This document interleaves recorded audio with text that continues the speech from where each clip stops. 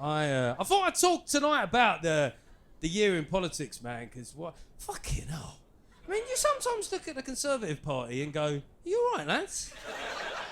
Are you okay? Do you want to be in power anymore? Is that still the plan? It's like they looked at the 2019 general election victory as a sort of Brewster's Millions style challenge, didn't they? Right? Can you lose all 80 seats in 5 years? They're like, we fucking can as well. We'll do it by-election by by-election. We won't even need a general. We'll just chip away at it like a cricket total. But we had Boris. Then we had the mad blonde lady for a while. Do you remember that? Mad Liz? Everyone remember that? Mad Liz? I sometimes think, did that even happen?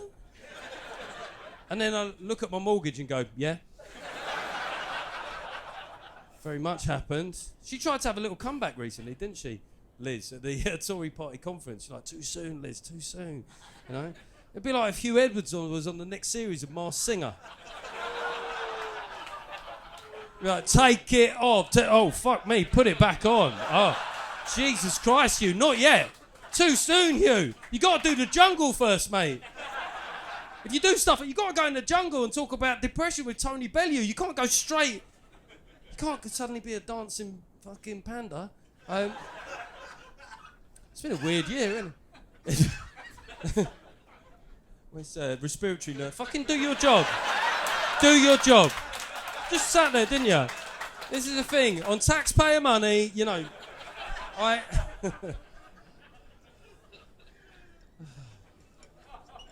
mean, we have had a weird year with celebrity men doing weird things sexually. Not weird. It's tricky, innit? I mean, I'll say this for Philip Schofield, right? At least Phil left us with a phrase, didn't he?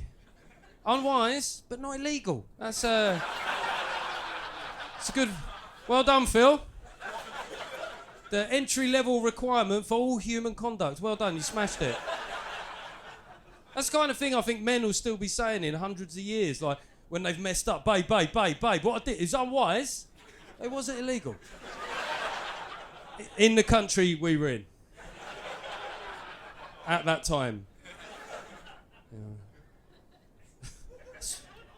It's weird, we've got two, like we got Hugh Edwards, we've got Philip Schofield that have evidently got a sexual interest in people in their late teens. Now, I should say at this point, in fact my agent said I have to say, is that I am not saying for 1 second that either of those men are paedophiles. No. They had the good sense to show a bit of patience, didn't they? Now somehow that didn't win joke at the Edinburgh Fringe. Now you tell me... You have Russell Brand. You've got to do that when you say Russell Brand. I'll tell you what, if you get accused of stuff like that, being a conspiracy theorist is handy, isn't it, at that point? I told you they'd come for me. You know another way you might have known they'd come for you, mate? Yeah. That's my conspiracy theory. And then fair play, let's have some respect for Dan Wootton, got cancelled from GB News. I think you go fucking fair. That is boss level cancellation, that. It's not easy. And he went one step further. He said there were dark forces working against me. I thought, I am definitely using that, right? If I ever go on a weekend that gets out of hand, I'll be like, babe, there are dark forces working against me. And she'd be like, and did those dark forces steal your credit card and spend $5,000 at the Spearmint Rhino? I'll go, yeah, I think that sounds eminently plausible. So we've got Rishi now. He's won his bill tonight. What fucking way. I mean, look, little Rishi... I mean, you look at him, he's sitting there grinning like he just won a series of Junior Apprentice, doesn't he? He's like... It's so weird that he brought back Cameron as well. I mean, the problem is, when you already look like an 8-year-old boy, I wouldn't like bring your dad to work day. That's what it looked like, didn't it? They go, right, I'll just bring in a bloke who looks like he probably should be doing this job. He's like, hello, everybody, hello, remember me? It's like fucking EastEnders, wasn't it? Getting out of the car. I'm back in the square. It's strange, and then he had that row about the Elgin marbles. Again, if you look like an 8-year-old schoolboy, don't have a row about marbles, would be my advice. And he's so short, Rishi, it shouldn't matter, but it does, right? It does matter. When you see him, when you see him around actual grown-ups, like... When you see him at, like, a world summit, and poor old Joe Biden, he doesn't know shit from Clay at the best of times, does he, Joe? Like, it must be really confusing for him, because when you've got dementia or whatever he's got going on, the blokes, they don't know what they have or haven't seen on any given day, you know? I don't know why I looked at the oldest bloke in the room there. You seem like you're on top of shit, but Joe, he doesn't know. He's like, does anybody see a small boy in here or something? I swear to God, I spot a little small boy running around. A little boy, he was asking me about F-16s. Little Asian boy, I swear to God, a little Asian boy. Could have been a Mexican, I don't know, my eyesight, it ain't what it was.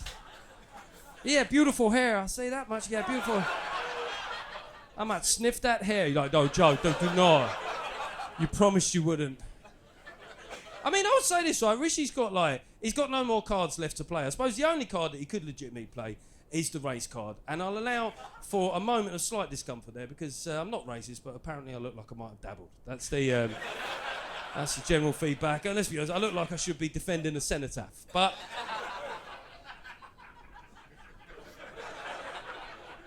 that is a card that he could play, right?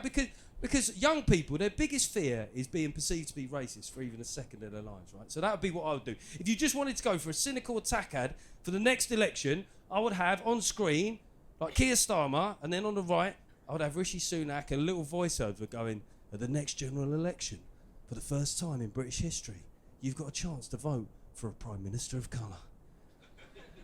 And you're going to vote for the 60-year-old white guy? I think there's a word for that.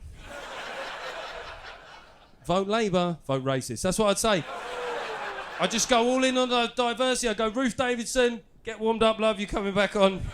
I know you're retired, but you're a lesbian, they count double, get yourself back on. Have we got any black blokes? We need some black. Have we got any black? Kwasi Kwarteng. Got any different black blokes? Have we got any alternatives?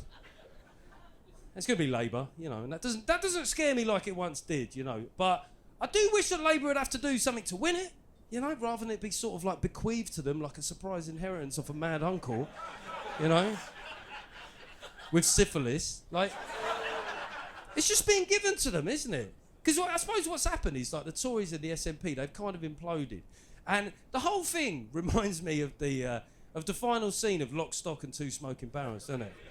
It's basically carnage everywhere, and in the middle is Keir Starmer with a couple of bags going, if I'm not mistaken, I think we're in the clear. Didn't even have to do anything. His fucking voice, man. That's all I hear when he starts talking. Yeah, it's not the most evolved satire you're ever going to hear, but I think he's not like a political Teletubby, isn't he? He's so boring, and I know a lot of you might say, but Geoff, we had a charismatic Prime Minister. Look what happened there, and that's a fair point. But let's not overcorrect, you know. Keir Starmer, dry cheese sandwich of a man.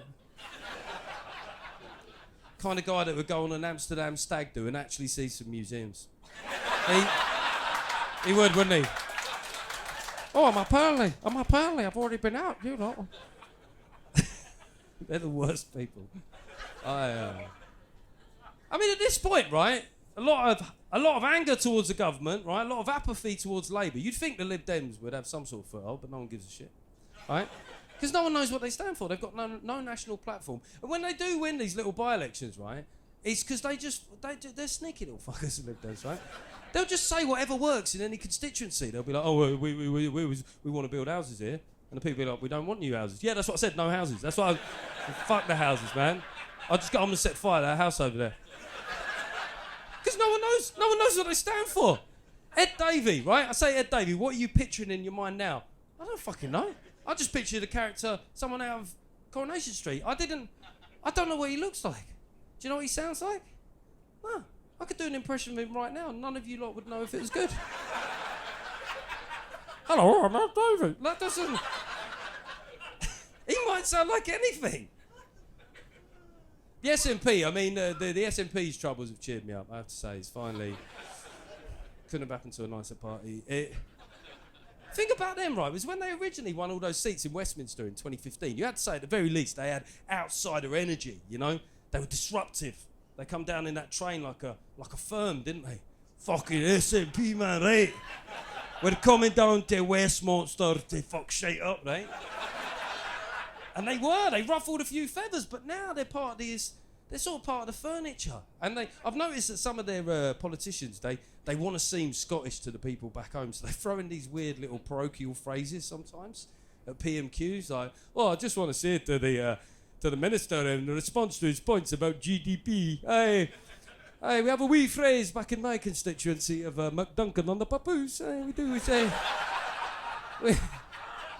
we say, you can't take a sheep for shearing if it doesn't have any wool." Yeah, who are you talking to? No one talks like that in Scotland. It's like they're trying to win votes off groundskeeper William, Mrs. Doubtfire.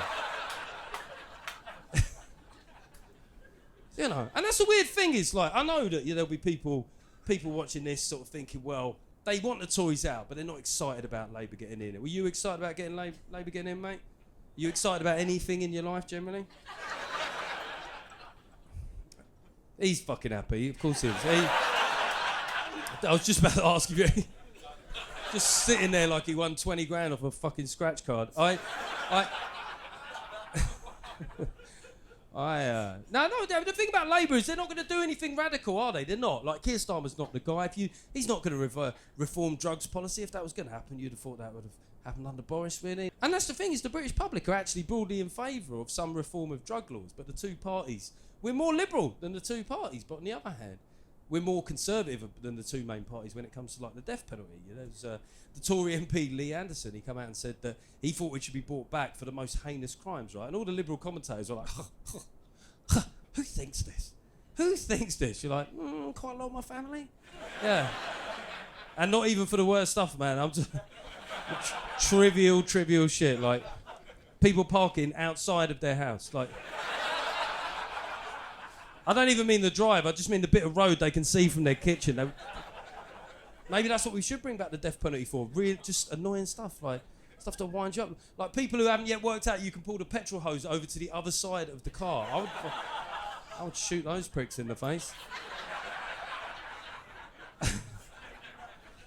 But look, maybe, I don't want the death penalty to come back. You have to say, in the cancel culture age, maybe it'd be very of its time.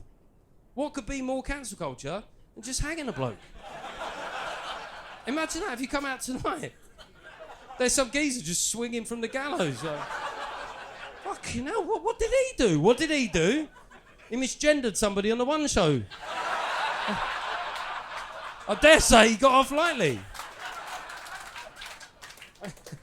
You got an amazing bill tonight, man. Enjoy the rest of the show. Thank you very much. I've been Geoff Norcott. Cheers.